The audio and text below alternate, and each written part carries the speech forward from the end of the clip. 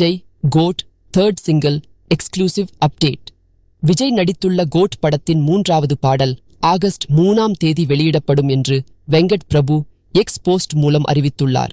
படத்தின் தயாரிப்பாளர்கள் ஏற்கனவே யுவன் சங்கர் ராஜா மற்றும் விஜய் பாடிய விசில் போடு பாடல் மற்றும் விஜய் பவதாரிணியின் சின்ன சின்ன கண்கள் பாடல்களை வெளியிட்டனர். இன்று ஆகஸ்ட் 8ஆம் தேதி காலை 11 மணிக்கு தேர்ட் சிங்கிள் பற்றிய அடுத்த அறிவிப்பை படத்தின் இயக்குனர் தெரிவித்துள்ளார்.